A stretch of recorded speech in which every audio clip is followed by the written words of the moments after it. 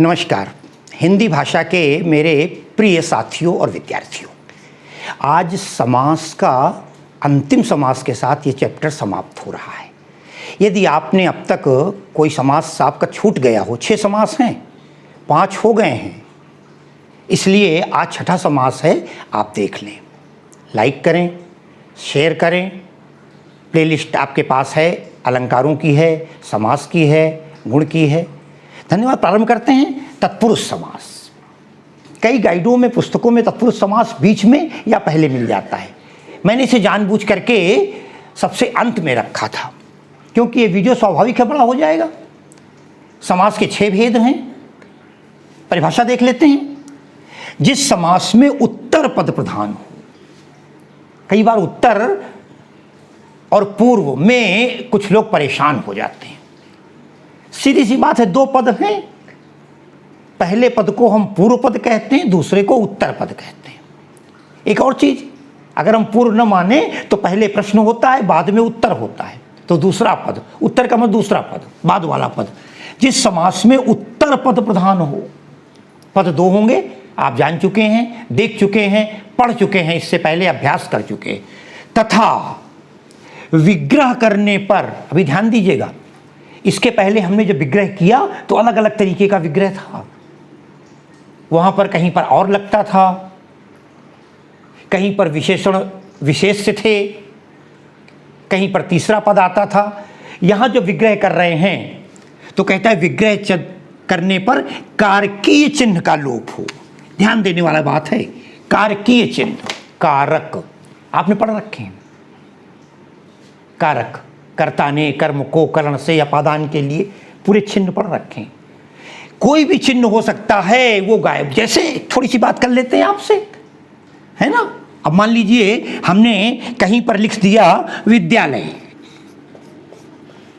विद्यालय लिखा हुआ है।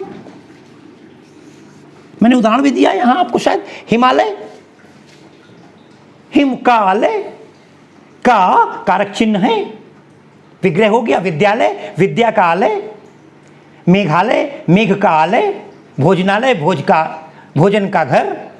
ये का लोप था, का लुप्त था, का कारक चिन्ह है। खाली का ही नहीं, मैंने एक उदाहरण और दिया है, पथ भ्रष्ट। अब देखिए, पथ से भ्रष्ट, रास्ते से भटका हुआ। एक समस्या इस जगह पर हम ये अलग न करके भी कह सकते थे कि जिन समास में विग्रह करने पर को, से के द्वारा, के लिए, से, काकी, के, में पर विग्रह उत्तर याद करेगा, हो सकता नहीं, क्योंकि समास का नाम केवल समास ही पूछा जाएगा, तत्पुरुष ही। लेकिन आपको समझने के लिए इस गहराई में जाना होगा, क्योंकि समास के 6 भेद हो जाते हैं। कर्म तत्पुरुष, वही कारक चिन्ह के कारण, करण तत्पुरुष, संप्रदान तत्पुरुष, अपादान तत्पुरुष, संबंध तत्पुरुष और अधिकरण तत्पुरुष। ये चिन्ह हमारे तमाम विद्यार्थियों को मुझबानी याद हैं। आपको भी याद है, आपने पढ़ रखे हैं। ऐसी स्थिति में अब देखते हैं, और समास का भेद स्पष्ट हो जाएगा फिर आपको। ऐसे तो हमने कह दिया हिमकालय, पथ से भ्रष्ट कौन सा समास है। अगर वहां खाली नाम दिया हुआ है तत्पुरुष, तब तो ठीक है, लेकिन अगर तत्पुरुष का भेद पूछ दिया तो आपको कठिनाई हो सकती है। इसलिए क्यों ना भेद समझ लिए जाए। कर्म तत्पुरुष पहला है, कर्ता ने कर्म को। अब देखें आप, यहां पर को है शब्द, जिसका लोप होगा। उदाहरण देख लीजिए, परलोक गमन, परलोक स्वर्ग, परलोक गमन, परलोक को गया हुआ, इसका विग्रह होगा, परलोक को गया। कहता है गगन चुंबी, गगन को चूमने वाला। कोई दिक्कत तो नहीं होगी। गगन चुंबी, गगन को चूमने वाला, ये विग्रह हो गया इसका। इसमें को लुप्त था और कर्म तत्पुरुष था। मैं समझता हूं कोई दिक्कत नहीं होनी चाहिए। इसी प्रकार परलोक गमन, परलोक को गया हुआ, परलोक को जाने वाला। इस प्रकार ये आपका हुआ कर्म तत्पुरुष। कोई दिक्कत है? तत्काल संबंध, को का जब अंतर आएगा तो वहां कर्म तत्पुरुष होगा। जब को का लोप होगा, मैंने बताया परलोक गमन, गगनचुंबी, 2 उदाहरण आपको दिए। यश प्राप्त, यश को प्राप्त, अब आइए दूसरा देख लेते हैं, करण तत्पुरुष। करण में से और द्वारा, ये दो कारक चिन्ह होते हैं। अब एक से का उदाहरण देख लेते हैं, रस भरी। एक फल होता है, अगर हम इसको देख करना चाहें, रस से भरी हुई, रस से भरी हुई। से का लोप था, से लुप्त था और स्पष्ट हुआ तो करण तत्पुरुष हो गया। शोकाकुल, शोक द्वारा व्याकुल, शोक से व्याकुल, तो शोकाकुल हो गया। तो कर्म तत्पुरुष, करण तत्पुरुष में से के द्वारा, से या द्वारा, ठीक है ना, कोई दिक्कत। तीसरा है संप्रदान तत्पुरुष, इसमें के लिए आता है। उदाहरण क्या है, देखें आप, प्रयोगशाला, विग्रह क्या होगा, प्रयोग के लिए शाला, प्रयोग के लिए शाला, स्पष्ट कर दीजिए, प्रयोग के लिए शाला।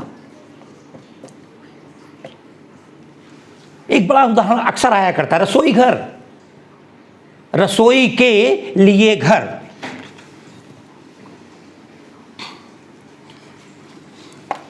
हमारे सामने बैठा हुआ एक सज्जन कह रहे हैं, आपने द्वारा का उदाहरण नहीं दिया है, मैं बता देता हूं, तुलसीकृत, देख लीजिए, तुलसीकृत, अगर आप हो, तुलसीकृत, तुलसी द्वारा लिखा गया, तुलसीकृत, ये भी हो गया।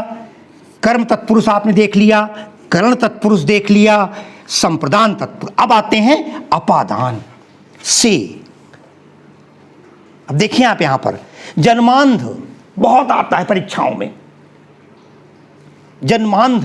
अब जन्मांध का विग्रह है, आप देखते, जन्म से अंधा, जन्म से अंधा, ये इसका विग्रह हो गया।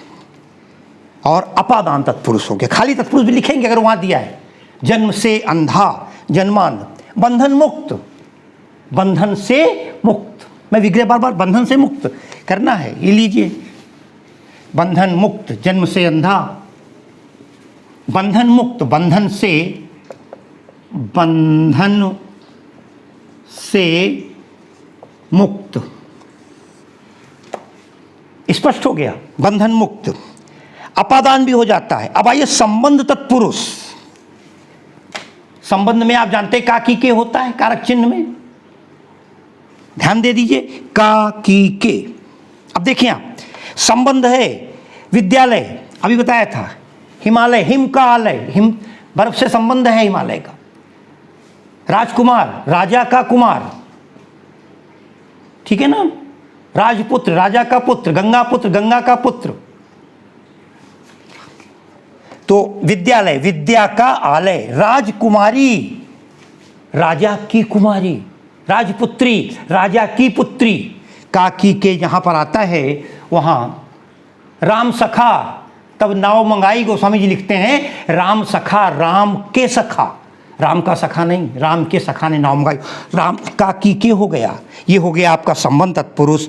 और अंतिम होता है अधिकरण तत्पुरुष, इसमें में आता है और पर आता है।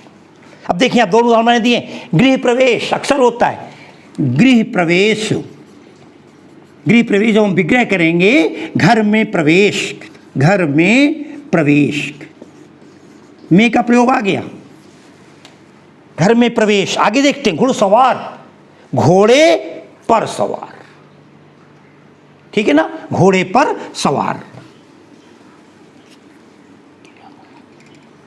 घोड़े पर सवार। ये थे आज के तत्पुरुष समास के 6 भेद। एक बार फिर ध्यान दें। अच्छा, सामान्य रूप से आप इतना ध्यान रखिए कि तत्पुरुष समास वो समास है जिसमें दूसरा पद या उत्तर पद प्रधान होता है और विग्रह करने पर किसी कारक चिन्ह का लोप होता है। कारक चिन्ह हमें याद हैं, हम कारक चिन्हों को जानते हैं। और इस प्रकार इसके 6 भेद हैं, कर्म, करण, संप्रदान, अपादान, संबंध और अधिकरण। और मैंने इनके सारे उदाहरण दे दिए। आप भी इन उदाहरणों को भली भांति अभ्यास कीजिए, तैयारी कीजिए और निश्चित रूप से कहीं भी कोई समस्या आती है तो मुझसे आप बात करें, अपने कमेंट दें। और ये बहुत अच्छा समास है, कोई न कोई एक उदाहरण इसका हर बार मिल जाता है। मैं आज की इस क्लास को यहीं पर विराम देना चाहता हूँ और इसी के साथ आपको शुभ संध्या, शुभ दिवस और एक बार फिर समास समाप्त। अगले प्रकरण की ओर तैयार रहिए। धन्यवाद।